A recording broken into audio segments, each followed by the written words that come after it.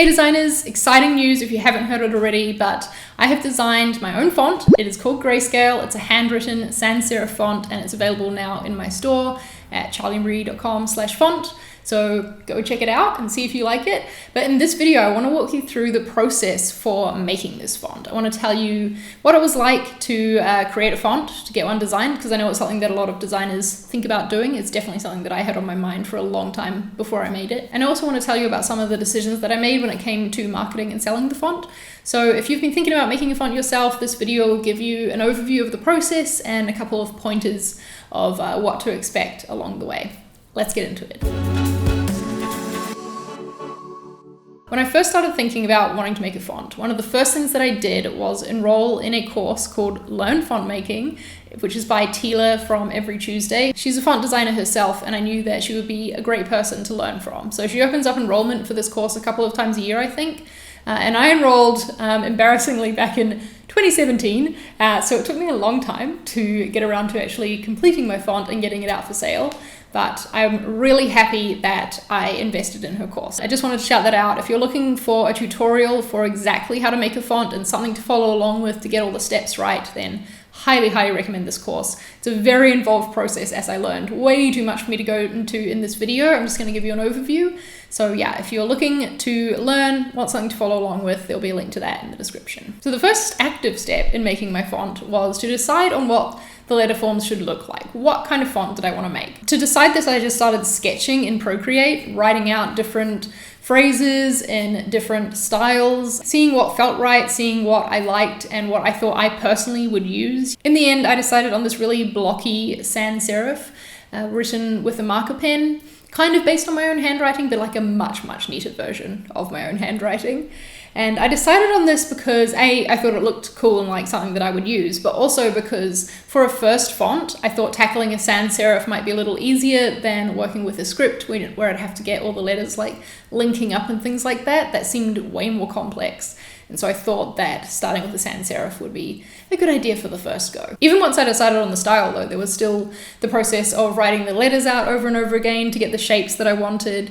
But finally, when I had one of each character written how I wanted, how I liked, I brought it all into Illustrator as a JPEG and ran an image trace on it. But if you have ever used Illustrator and image trace before, you'll know that it doesn't produce great vectors. And I wanted this font to be something that I'm really proud of. And so I was definitely not content to just leave it at that when it came to the vectorizing. I think this was the stage that I spent the longest on in the whole font making process, was the vectorizing part.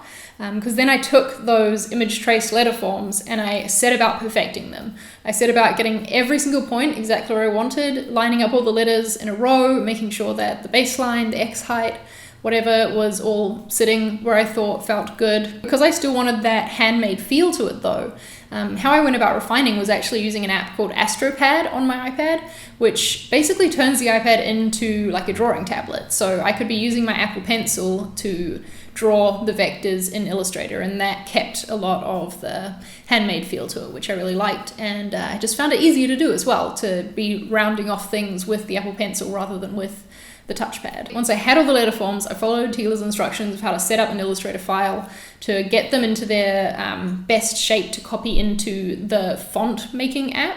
And the app that I used to actually turn these letter forms into a font is called Glyphs. I had never used the software before, but it was what Tila recommended and like uses in the course and walks you through it. So I wanted to just use the same one.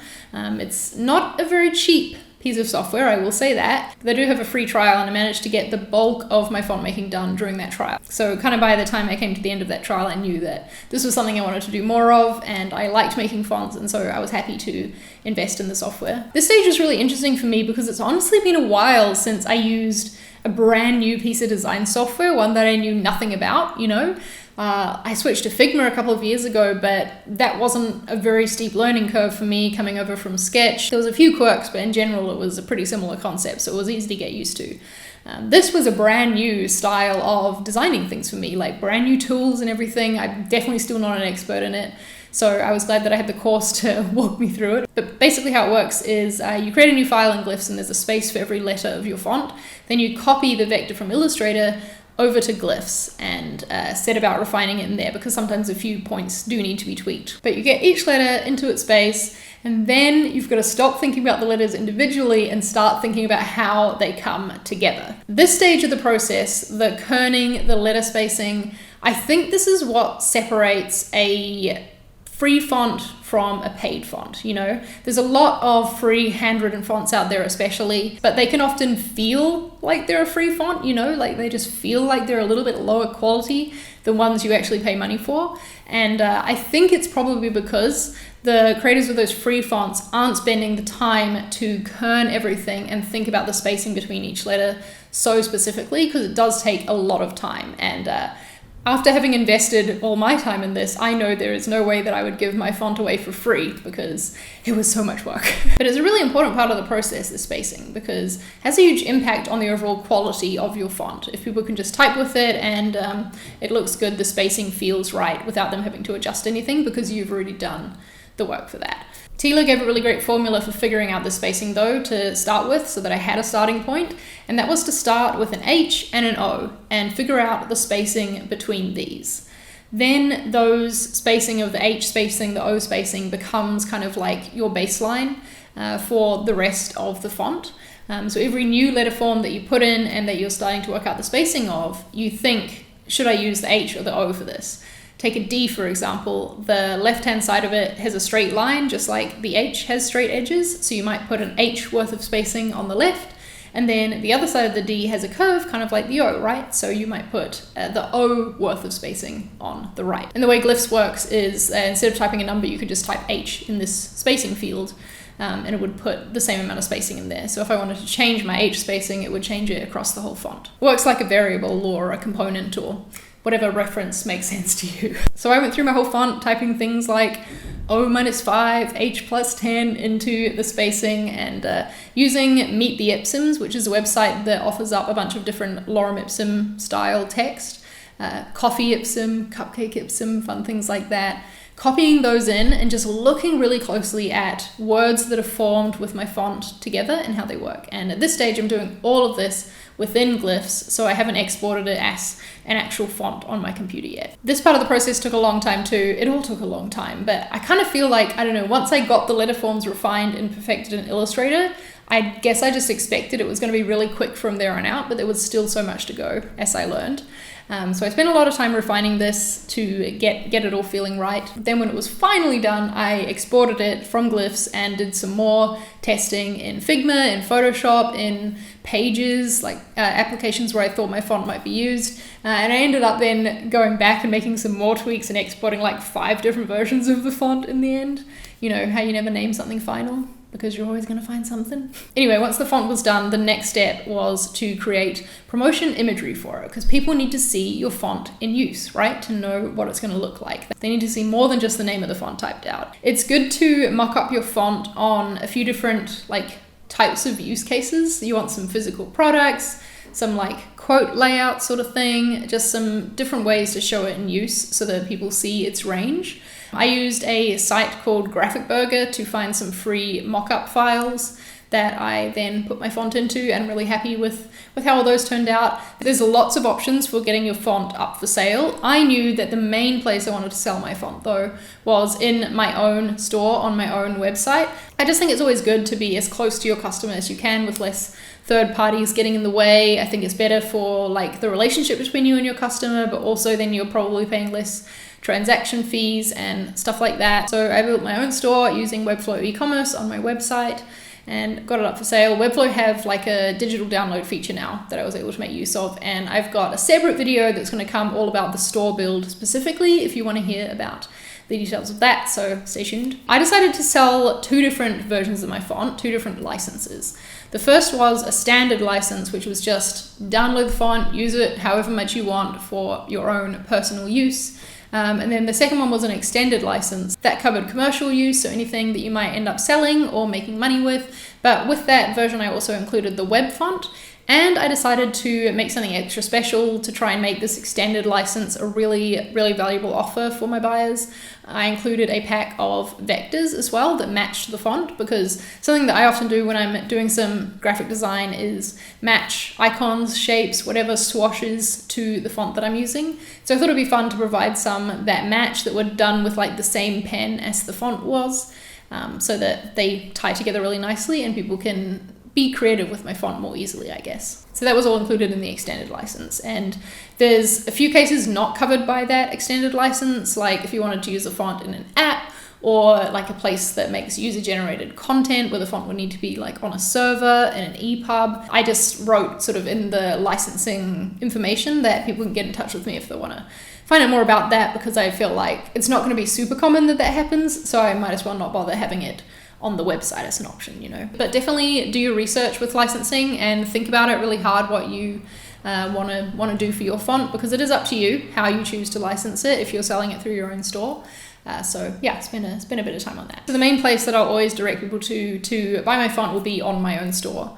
But another place that I really wanted my font to be for sale was on Creative Market, because that's where I personally go to look for fonts a lot of the time, and I wanted my font to appear in searches there for anyone out there like me who's searching for a handwritten sans-serif font. I want them to be able to find mine, I want that to be an option. But because on Creative Market, you have less control over the licensing, and obviously they're getting a big chunk of the sales as well. So I wanted to make sure when I launched, though, that I launched on my own store first and foremost, because I figured that my audience, like people who already knew me and were excited about supporting my work, could buy from there, and that Creative Market is more for new people, you know. It's more of a way for people to discover me and discover my fonts, even if they haven't ever seen a YouTube video or follow me on social media or anything like that. To price my font was another conundrum. This was just another thing that was really difficult for me. In the end, I settled on selling the standard license for $12, which was something that Tila recommended as the lower end of a range for a font, to start there for your first font, which I thought made sense because obviously I'm only going to get better at making fonts from here on out. And then the extended license I'm selling for $26. So it's a little more than double the cost of the standard license, but you get so much more for it. So I felt like that was going to be a really good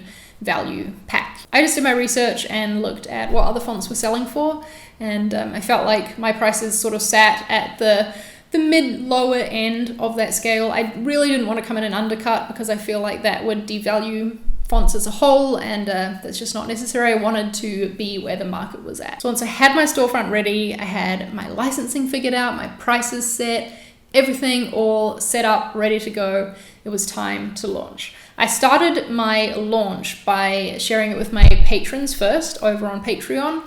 They've been huge supporters for me, a lot of them for a very long time, and I always want to give them a little something extra value whenever I'm launching something.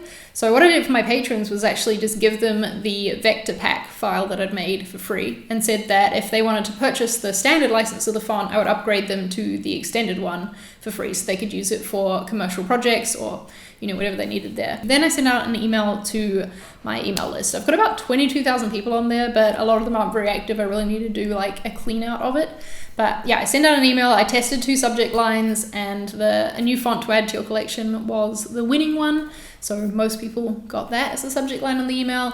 And in the email, I told a little bit of a story about how I like to collect fonts and why I wanted to make my own one, and then told them a bit about my font, about Grayscale, and encouraged them to go on over and check it out and purchase it if they liked it. I had created images for myself to use on social media as well, like one specifically sized for Twitter, Instagram stories, etc. So I posted those too, did some tweets, did some Instagram posts, talked on Instagram stories a little bit about making the font and why I wanted to do it. This was all trying to drum up attention, I guess, and drum up interest in the font. I think it went well, this first launch of mine. I didn't do any sort of discount or special for buying in the first 24 hours, and a font isn't really something that you need urgently, to purchase urgently. So there wasn't any reason for people to purchase on the launch day versus right now, for example. But I was pleased with how many people have purchased so far. The font's been up for sale for about 5 days now, and I've sold 45 copies, which is really exciting. And what's even more exciting to me is that most people have opted for that extended license. I think it's only 6 people have bought the standard license. Everyone else has gone for the extended one. And so that tells me that that was a really good value product, that most people are choosing it, So that means that I made a little over $1,000 with this launch so far, which is really exciting. considering the time that I spent on making the font. At the end of the week, I sent out another email, but I sent this one just to people who clicked on the link in the first email, but didn't actually make a purchase of the font. This is really easy to do within ConvertKit, which is the email marketing software company that I work for, but also obviously use for my own email marketing. And with that, I really just wanted to get their feedback. I wanted to learn why they didn't purchase, if there was a reason, if there was something that I could do differently next time, you know. And a lot of people replied and said it was because of price. You know, things are tough right now with coronavirus, which I totally understand.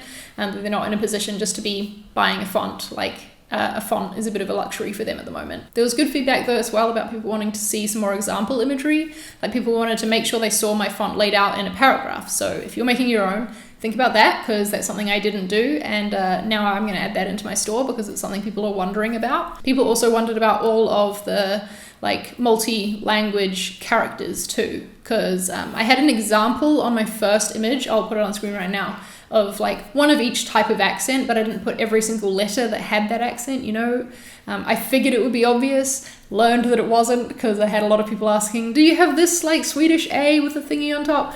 And so then I updated my imagery to include literally every single character that the font has. So that was a learning for me to make sure I do that, because fair enough, people want to know. All in all, I just have a really newfound appreciation for fonts. I've always been an avid fan of fonts and always loved collecting them.